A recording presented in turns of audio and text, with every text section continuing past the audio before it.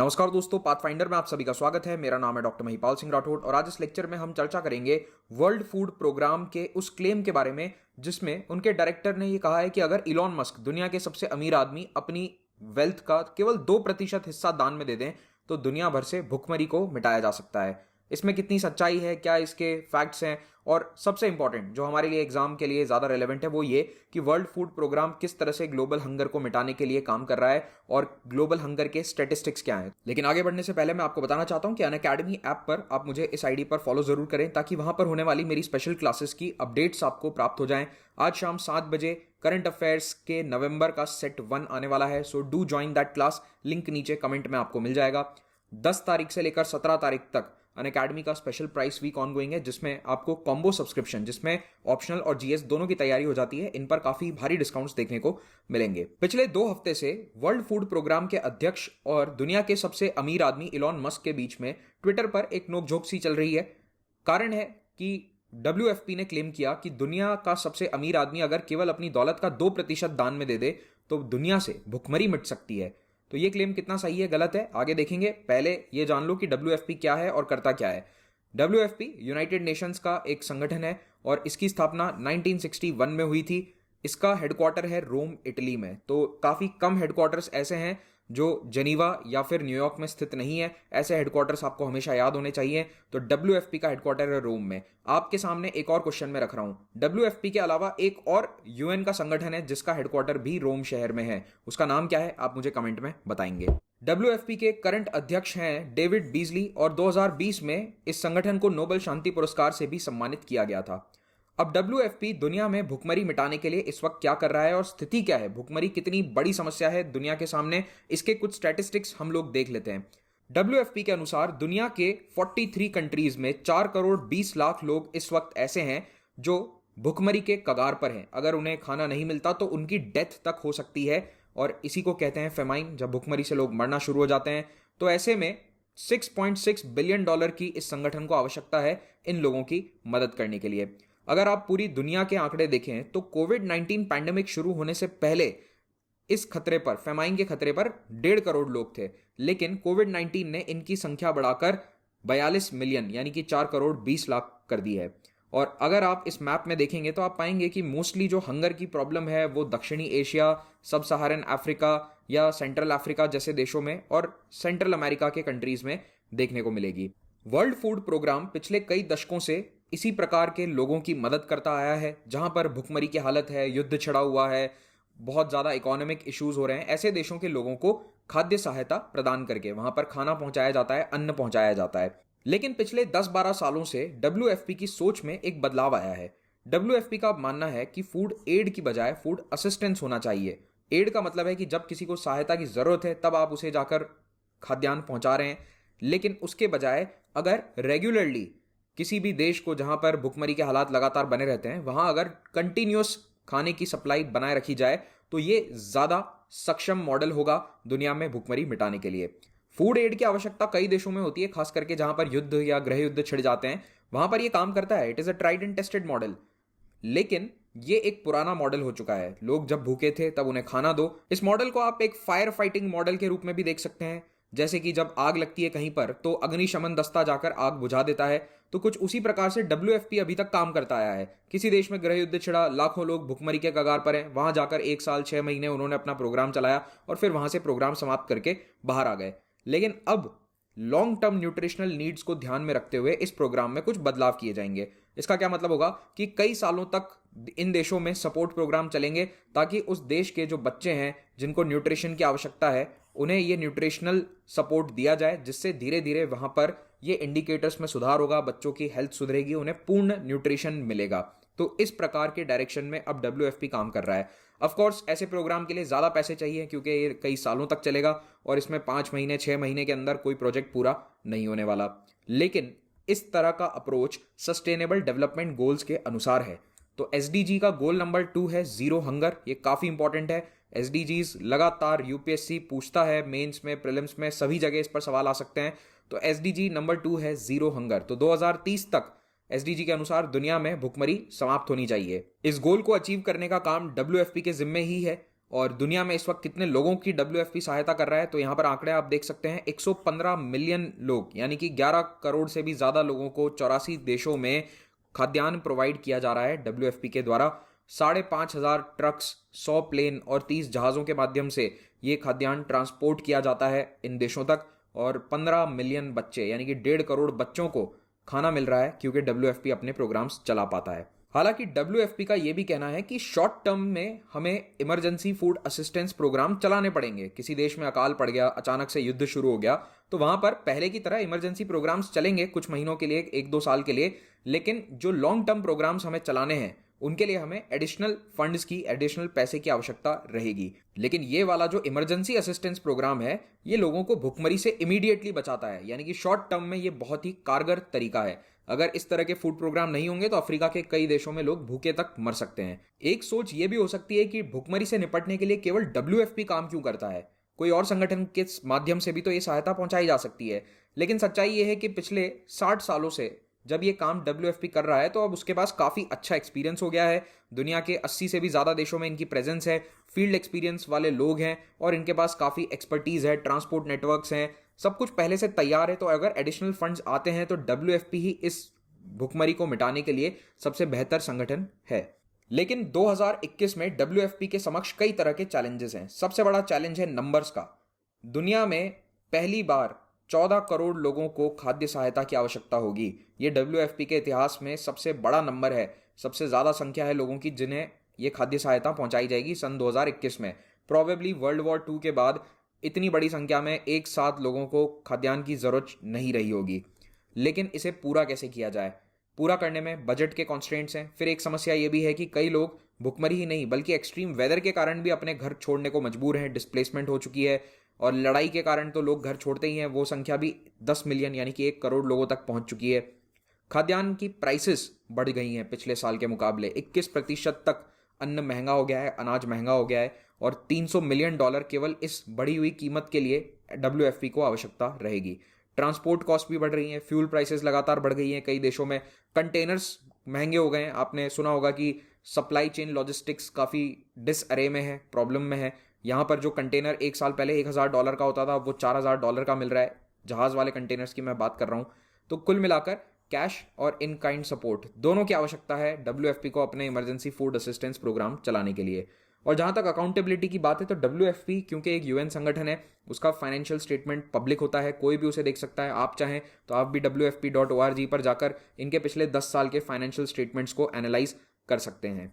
अब सन 2021 के चैलेंजेस को देखते हुए WFP के डायरेक्टर डेविड बीजली ने दुनिया के सबसे अमीर आदमी इलॉन मस्क से ये अपील करी कि आप केवल एक बार अपनी दौलत का 2% भी डोनेट कर दोगे तो वैश्विक भुखमरी खत्म हो सकती है। ये स्टेटमेंट काफी बोल्ड आपको लग रहा होगा और आपको भी सुनकर लग रहा होगा कि एक आदमी अपना 2% पैसा दे दे और उससे दुनिया का हर भूखा इंसान पेट भर के सो सकता है, तो ये कितनी बड़ी बात है, इसमें दिक्कत क्या है, उसे दे देना चाहिए। लेकिन ये इतना सिंपल नहीं है, इट इज क्वाइट कॉम्प्लेक्स। तो देखो मैं आपको समझाता हूं कि इलॉन मस्क की दौलत किस तरह से इसे हेल्प करेगी या नहीं। तो पहले ये बात जान लो कि केवल इलॉन मस्क को ये बात नहीं कही गई थी। डेविड बीजली ने दुनिया के दूसरे बिलियनर्स को भी ये रिक्वेस्ट करी, जैसे कि जेफ बेजोस को भी ये कहा गया कि आप दुनिया के सबसे अमीर लोग हैं तो अपनी थोड़ी सी दौलत भी अगर आप डोनेट कर दो, फॉर एग्जांपल अभी केवल $6 बिलियन भी आपने डोनेट कर दिए तो 4 करोड़ लोग भूखे मरने से बच जाएंगे। अब ये 6 बिलियन का आंकड़ा इन्होंने क्यों कहा था? क्योंकि देखो क्या होता है, जब स्टॉक मार्केट्स ऊपर नीचे होते हैं तो इलॉन मस्क, जेफ बेजोस जैसे बिलियनर्स की वेल्थ ऊपर नीचे चलती रहती है। कुछ दिन पहले इनका नेटवर्थ $300 बिलियन टच कर गया था, तो इसीलिए डेविड बीजली ने कहा कि 300 बिलियन का केवल आप 2% डोनेट कर दो, आप 6 बिलियन भी डोनेट कर दो तो वैश्विक भुखमरी मिटा देंगे हम। और जेफ बेजोस भी 200 बिलियन का आंकड़ा क्रॉस कर चुके हैं, तो इनकी वेल्थ वैसे 20-30 बिलियन ऊपर नीचे हो जाती है depending on the stock markets. और ये अप डाउन इतना होता है कि $10 बिलियन तो एक दिन में कई बार ऊपर नीचे हो जाता है। तो अभी हम सेफली ये कह सकते हैं कि इलॉन मस्क का जो नेटवर्थ है वो 250 बिलियन से तो ज़्यादा ही है। इससे नीचे तो ये अब नहीं जाने वाला है अनटिल अनलेस टेस्ला का स्टॉक बहुत तेज़ी से क्रैश कर जाए। तो इलॉन मस्क ने इस चैलेंज का जवाब दिया। आमतौर पर इस तरह से बिलियनर्स जवाब देते नहीं है, but Elon Musk is quite active on Twitter. तो इन्होंने जवाब देते हुए ये बात कही कि अगर वर्ल्ड फूड प्रोग्राम डिटेल में ये डिस्क्राइब कर दे कि $6 बिलियन से वैश्विक भुखमरी कैसे सॉल्व हो जाएगी, मैं टेस्ला का स्टॉक अभी के अभी बेच दूंगा। तो यहाँ पर इसका जवाब WFP ने बिल्कुल दिया। उन्होंने अपनी कैलकुलेशन बताई कि एक व्यक्ति को एक दिन का खाना पहुंचाने का कॉस्ट इनके लिए पड़ता है $0.43। इस वक्त 4 करोड़ 20 लाख लोगों को इस सपोर्ट की आवश्यकता है। तो ये टोटल अगर आप करोगे एक साल के लिए तो ये वैल्यू आ जाती है $6.6 बिलियन। यानी कि एक साल तक लगातार 4 करोड़ से भी ज्यादा लोगों को खाद्यान्न पहुंचाया जा सकता है इस पैसे में। तो इसीलिए इन्होंने कहा कि $6.6 बिलियन भी अगर आप दे देते हो तो इससे emergency levels of food insecurity एक साल के लिए सॉल्व हो जाएगी। इतने पैसे में न केवल खाद्यान्न को खरीदा जा सकता है बल्कि एक बड़ा कॉस्ट उसको ट्रांसपोर्ट करना, स्टोर करना और लोगों तक पहुंचाना, डिस्ट्रीब्यूशन पॉइंट्स तक पहुंचाना, ये सब कॉस्ट इसमें शामिल है और इसीलिए ये पैसा इन्होंने डिमांड किया था। तो ये बात तो WFP की बिल्कुल सही है क्योंकि उन्होंने जो ये आंकड़ा बताया है ये इनके प्रीवियस ईयर के जो एक्सपेंसेस हैं उनके बेसिस पर उन्होंने कैलकुलेशन करी है। अब इसके लिए आप उनके पिछले साल के अकाउंट्स को, रिपोर्ट्स को भी आप देख सकते हैं क्योंकि it is a public document. लेकिन बात ये आती है कि क्या इलॉन मस्क के पास $6 बिलियन अपने अकाउंट में पड़े हैं जो वो तुरंत निकालकर WFP को दे दें? तो ये एक बहुत ही कॉम्प्लेक्स क्वेश्चन है क्योंकि दुनिया भर के बिलियनर्स अपना पैसा बैंक अकाउंट में आपके और हमारी तरह सेविंग अकाउंट में नहीं रखते हैं। एक्चुअली इनका ज्यादातर नेटवर्थ स्टॉक मार्केट में होता है। तो इलॉन मस्क मानव इतिहास के अंदर पहले व्यक्ति हैं जिनका नेटवर्थ $300 बिलियन क्रॉस कर चुका है। चलो मानव इतिहास नहीं तो कम से कम पिछले 100 साल के अंदर ये पहले व्यक्ति हैं जो $300 बिलियन का नेटवर्थ रख चुके हैं। सबसे बड़ी बात यह है कि इलॉन मस्क अपने इस नेटवर्थ पर टैक्स कितना देते हैं। तो इफेक्टिव टैक्स जो इलॉन मस्क देते हैं वो है 3.3%। अब आप यहाँ सोच रहे होगे कि भारत में आप 10, 20 और 30% के ब्रैकेट्स देखते हैं, इलॉन मस्क केवल 3% टैक्स कैसे दे रहे हैं? तो इसका जवाब यह है कि ज़्यादातर बिलियनर्स का जो पैसा है वो उनके स्टॉक्स में होता है। अब स्टॉक को अगर आप बेचते नहीं हो तो उस पर कोई टैक्स नहीं होता, स्टॉक आप लेकर बैठे हैं तो उस पर आपको कोई टैक्स नहीं देना होता है। तो इफेक्टिव टैक्स रेट जो ये बिलियनर्स देते हैं ये काफ़ी कम है। In fact Warren Buffett, Berkshire Hathaway के जो फाउंडर हैं और साथ में लेजेंडरी इन्वेस्टर हैं, इनकी इफेक्टिव टैक्स रेट तो 1% से भी कम बताई जाती है। जेफ बेजोस 1% के आसपास, इलॉन मस्क 3 पॉइंट समथिंग %। तो ये इनका टोटल टैक्स पेड है वो बहुत ही कम रहता है। एक काफ़ी फेमस कोट भी है कि वॉरेन बफेट कहते हैं कि मैं अपनी सेक्रेटरी से कम टैक्स देता हूँ परसेंटेज वाइज अगर आप देखेंगे तो, जो काफ़ी हद तक सच है क्योंकि सैलरीड लोगों को ज़्यादा टैक्स देना पड़ता है लेकिन जिनका नेटवर्थ स्टॉक्स में होता है उन्हें टैक्स नहीं देने पड़ते। और उसके पीछे एक ही रीज़न है कि अगर आप स्टॉक बेचते नहीं हो, उससे पैसा आप निकाल नहीं लेते, तब तक आपका वो पैसा टैक्सेबल नहीं होता। अब ये डिबेट यूएस में पिछले कई महीनों से चल रहा है, इनफैक्ट कई सालों से चल रहा है कि इस तरह के बिलियनर्स जिनका नेटवर्थ सारा स्टॉक्स के अंदर है, इन पर किसी तरह से टैक्स लगाया जाए। अगर ये अपने स्टॉक्स को लेकर बैठे हैं तो इन पर एक अलग तरह का टैक्स लगे, जिसे कई बार बिलियनर्स टैक्स या भारत के टर्म में कहें तो आप इसे अरबपतियों पर लगने वाला स्पेशल टैक्स कह सकते हैं। तो ये नया टैक्स लाने की चर्चा वहां पर काफी समय से चल रही है, अभी तक लाया नहीं गया, लेकिन जो बाइडेन एडमिनिस्ट्रेशन, मुझे ऐसा लगता है पर्सनली कि ये टैक्स ले आएगा क्योंकि इसके लिए काफी ज्यादा पुश अभी गवर्नमेंट में देखा गया है। तो अमेरिका में बिलियनर्स इफेक्टिवली 8% टैक्स देते हैं सभी को अगर आप मिला लो, और एक एवरेज फैमिली 14% टैक्स देती है। तो ये बिलियनर्स कम टैक्स दे रहे हैं और सैलरीड मिडिल क्लास परिवार ज्यादा टैक्स दे रहे हैं। इसके पीछे एक मेन कारण यह है कि अमेरिका में प्रॉपर्टी टैक्सेस काफी ज्यादा होते हैं। तो अगर आप एक घर ओन करते हैं, आप घर के मालिक हैं, जो कि ज्यादातर मिडिल क्लास फैमिलीज करती हैं वहां पर, तो ऐसे में इनके नेटवर्थ का बहुत बड़ा हिस्सा उस घर के अंदर लॉक्ड है और उस पर लगाया जाता है प्रॉपर्टी टैक्स। जबकि बिलियनर्स कई बार किराए पर रहते हैं। जी हाँ, इलॉन मस्क तो खुद कई बार ये कह चुके हैं कि मैं किराए पर रहता हूं और घर ओन नहीं करता। उसके पीछे कारण ये है कि अगर वो महंगे महंगे घर खरीद लेंगे तो उन्हें ज्यादा प्रॉपर्टी टैक्स देना पड़ेगा। तो इन बिलियनर्स की दौलत का सबसे बड़ा राज यही है, या कम टैक्स पे करने का राज यही है कि ये अपनी नेटवर्क को स्टॉक्स में रखते हैं, ना कि कैश में, और इस स्टॉक्स के बदले इन्हें बैंक लोन दे देते हैं। ये एक और अलग एस्पेक्ट है जो अभी हम डिटेल में डिस्कस नहीं कर सकते, लेकिन बस आपको इतना बता दूं कि अगर आपके पास $1 बिलियन का टेस्ला स्टॉक है तो आपको कोई भी बैंक बड़े आसानी से $1 बिलियन का लोन दे देगा और उस पर इंटरेस्ट भी ऑलमोस्ट 0% के आसपास देना होता है।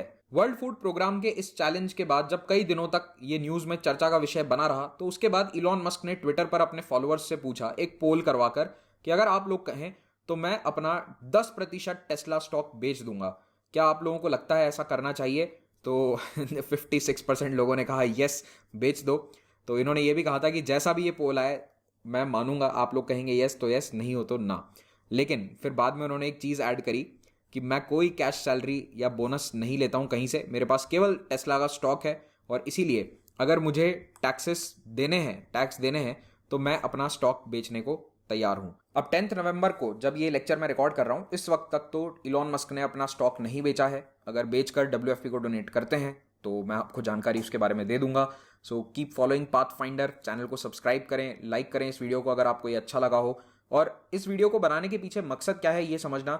GS4 एथिक्स पेपर में इस तरह से सवाल आते हैं कि बिलियनियर्स टैक्स बढ़ना चाहिए या नहीं, क्या भारत में इस तरह का एक सुपर रिच टैक्स होना चाहिए या नहीं, या फिर क्या बिलियनियर्स और भुखमरी एक साथ एग्जिस्ट करें या नहीं। तो इस तरह के सवालों के जवाब आपको लिखने आने चाहिए। ऐसे के पेपर में भी आपको पॉइंट्स मिलने चाहिए इसको लिखने के लिए।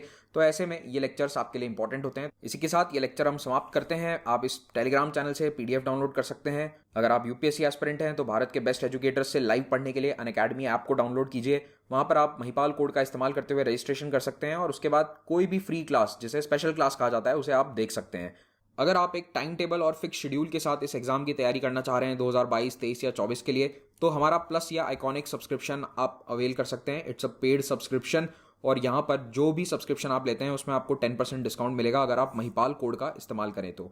ऑप्शनल के कोर्सेज भी यहाँ अवेलेबल है और अभी ऑप्शनल और GS का कंबाइंड कोर्स, कॉम्बो कोर्स अगर आप लेते हैं तो इसमें आपको 46,700 रुपीज़ में 1 साल का GS और ऑप्शनल का पूरा सब्सक्रिप्शन मिल जाएगा। याद रखिए ये प्राइसेस कोड यूज करने के बाद के हैं, so don't forget to use the code, वरना आपको 10% एक्स्ट्रा पे करना पड़ जाएगा। और ये ऑफर अभी केवल 17 नवंबर तक ऑनगोइंग है। ये सभी कोर्सेज आप EMI पर भी अवेल कर सकते हैं। EMI का प्रोसेस कैसे करना है इस लेक्चर के नीचे डिस्क्रिप्शन में पहला लिंक जो है उस पर क्लिक कीजिए, आगे अपने आप समझ में आ जाएगा। हर वेडनेसडे को नए बैचेस बनते हैं तो इन बैचेस को आप ज्वाइन कर सकते हैं। 10 नवंबर को ये नए बैचेस बनने वाले हैं। मेरा NCERT पॉलिटी का कोर्स ऑनगोइंग है तो इसे भी आप अभी ज्वाइन कर सकते हैं। Will be starting with 9th class NCERT polity from today's lecture. 6th, 7th, 8th already हो चुकी हैं, लेकिन जो ज़्यादा टफ वाली NCERTs हैं वो 9th, 10th, 11th की हैं। इन्हें अब हम कवर करने जा रहे हैं। फ्री टेस्ट सीरीज हमारी चलती है, इसे आप ज्वाइन कर सकते हैं। लिंक्स नीचे डिस्क्रिप्शन में या फिर डायरेक्टली ऐप पर भी आपको मिल जाएंगी। इस रविवार को जो कॉम्बैट आ रहा है उसमें आपको बहुत सारे अट्रैक्टिव प्राइसेस हैं जीतने के लिए। ना केवल स्कॉलरशिप्स, आपको स्कॉलरशिप मिल जाती है अगर आप कॉम्बैट में अच्छी रैंक लाओगे, तो ये सारे सब्सक्रिप्शन आप फ्री में अवेल कर सकते हो। उसके अलावा इस बार Amazon वाउचर्स भी हैं जो आप जीत सकते हैं अप टू 5,000 रुपीज। और इस कॉम्बैट के जो करंट अफेयर्स के क्वेश्चन हैं वो मेरे द्वारा बनाए गए हैं। Thank you very much for watching this. Have a great day.